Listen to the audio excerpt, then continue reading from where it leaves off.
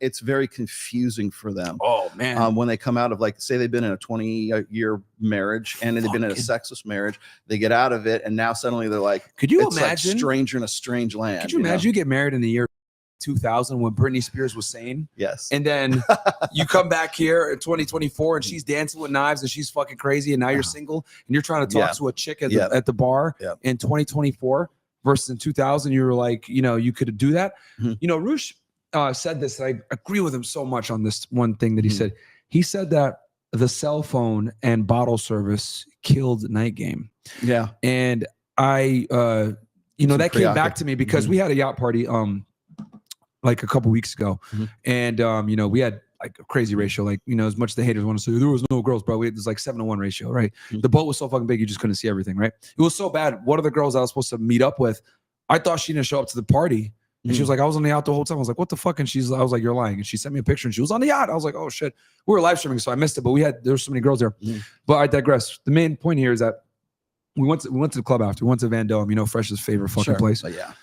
When we had the guys there, so I was like, you know what? I'll fucking go. I haven't been to a club in a very long time. And I go in there and I'm like, you know, if you don't have a section, dude, you're fucked. Like, you don't have a section. With the bottle service or whatever. And it's like the girls, like, all they care about is like getting into a section. Like, that's what they're there for, right? Prestige. Yeah. And then the girls that are in a section, they're on their phones. So it's like people don't even go to the nightclub or the bar anymore to like actually socialize. They go there. They're not there in the moment. They're there to make for content. That's what it is. Yeah. Right. Yeah. So, so I genuinely do believe in it. Then when this happened, like it reminded me, because like it's hilarious. We're sitting there waiting, right? And like a bunch of girls like just randomly walk in. And we brought like 30 girls with us too. They just walked in, no problem. We had to obviously go through and pay and shit like that. And I'm just like, oh, look, these useless get in and we got to pay. Look at this shit. But and then when we walked in, it reaffirmed like that quote just hit me immediately. Like, bottle service and the cell phone absolutely destroyed nightlife. So you take a guy like you said, trying to get back in the game. Right.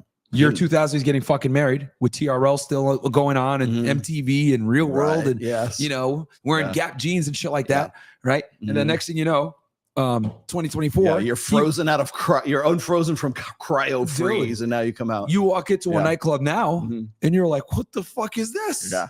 Because in the early 2000s, this is like no one had smartphones like this. Like, a lot of these guys that we're working with right now, they don't know that like getting a girl's phone number is like effectively meaningless. It's like you got to follow on Instagram, right? Well, what's Instagram? Well, they know what Instagram is because like maybe their kids have it or something like that. But the thing is they don't know how to like optimize their pictures on there. They don't know what they're doing. They don't know what works best for them. And Mystery used to teach that like a number close. Oh yeah, good. Number close was a number close was a metric of success. Yeah. Back in the mid 2000s. Yeah. Right? And now it's basically meaningless because it's all follow me on Instagram. Let me see if you're cool enough for me to want to hang out with you. Do you have cool friends? Do you have a little dog? Where are you? Are you somebody that I would want to actually, you know, hang out with? And it's almost like you're professional. It's almost like having a LinkedIn for like your personal life or your resume of you kind of thing. And even the Instagram is like you almost have to, you know, you have to get like multiple bases of contact. Like I've told guys before, like you don't not only need to get a number, you need to get an Instagram. And you damn near need to frame a date when you meet her right then and there, because like women are so fucking flaky in 2024 because they just have too many options, right? Like girls like actually used to respect and admire male attention in the early 2000s, but like now it's cheap, so like they don't care. So like the other thing too, I think guys need to understand, especially for the older guys, 45, 60, like that are in your group, like when you text girls now on iPhones, there's this feature where if it's like not a recognized number or whatever, or they haven't had communication, a lot of times it'll just go like into a random spam box and she might never check it. Yeah. So it'll go into your hidden messages or something like that. And unless you're actually actively looking at those things, it's not going to make any difference. And I think another thing a lot of like older guys need to see, like 45 to 60, is like a lot of them might have a daughter. Like just take a look at your daughter's phone. She might be fucking 18, 17, whatever. Just look at her phone. You're going to see 150 missed calls, 300 text messages, 1,000 emails. Like, just unheard of levels of attention. Yeah, all unread. Like women today get unheard of levels of attention, and I think like it's overwhelming for guys to get in the game. And then they, like because whenever I've talked to like older guys that like just getting back in, the biggest thing they have is like frustration. Like, what the fuck? Like, women play a lot of games nowadays. I'm like, dude, do you know how many options like the average girl has? And they have no fucking clue. Yeah. I'll tell you a funny story. What was kind of like the germ of the idea for this. Have you ever seen, I think it's on like Amazon Prime, but it's a show called Tulsa King, and it has Sylvester Stallone is in it. Okay. And without giving you too many spoilers here, Sylvester Stallone plays like a mobster. He was like in the mafia, and he goes to jail 25 years ago for a crime he didn't commit. He took the fall for somebody else in the mob. Right? When was the movie set? What time? Well, it's funny. It's when it's modern day. And so he went to jail 25 years ago. Okay. And the start of the series is when he's finally getting out here into the 2024, right? Or 2022. So he went in like the late 90s, early 2000s. Yeah, exactly. So 25 years ago, right? He comes out and he still thinks everything is like things are 25 years ago. Yeah. And it's interesting because like all of the things that like it sort of reminds you of all the shit that we try to go to Radio Shack. We take it for granted. Yeah, exactly. Like, what's a beeper? Right, exactly. So he's coming out. And the mafia is afraid he's going to take over like the New York thing. So they keep him in Tulsa, Oklahoma. And now he basically takes over Tulsa.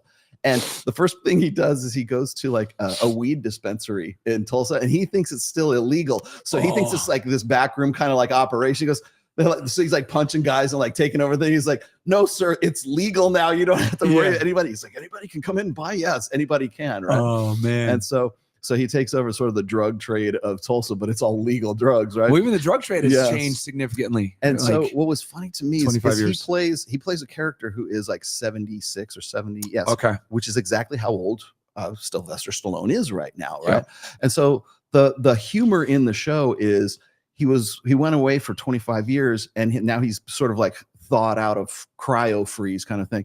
And I thought about this and I go, that's kind of like a lot of guys when they go and they've been married I've been married for 28 years, right? I'm in the red pill space enough to know, what's going on all the time. So you know what the fuck's going on. I've worked in casino marketing. I've been in wine and spirits. I'm doing this stuff with Mike and everything like that. But the thing that's funny to me is like the guys that we have that have already joined this group right now, they're like Tulsa King. Like they don't know like that what Instagram is. They don't know like how the sexual marketplace has changed, because when they got married 25 years ago, it was a global sexual marketplace or a local sexual marketplace. They come into 2024 and it's globalized. We talk about this all the time. You guys talk about it on your show all the time. It's like you have women genuinely believe that is the root cause. They can get Drake to get him on a yacht somewhere in Miami, right? And it's not even. I think people need. I think the global sexual marketplace is literally one of the biggest precipitators of like the failure of relationships in modern day society. Yeah, but I was going to say because it's choice paradox is what it is. And like I remember when you guys somebody put Fresh on the spot and said like, how many girls do you think at colleges or something like that are actually getting flown out to to yacht parties in Miami? And he said something like 30%, which was like crazy. But the thing is what he should have said is it doesn't matter what the percentage is. It matters what the perception is. So if one of these girls sees one single girl that gets flown out, that's all that it matters to affect the sexual marketplace for that girl, because I'm hotter than that and she got flown out. Yeah. Fuck, that means that I'm at least as valuable as that. And I don't want to have anything to do with everybody that's in my local sexual marketplace. Yeah. If the possibility exists that I could get flown out to a yacht party by somebody who's rich and famous.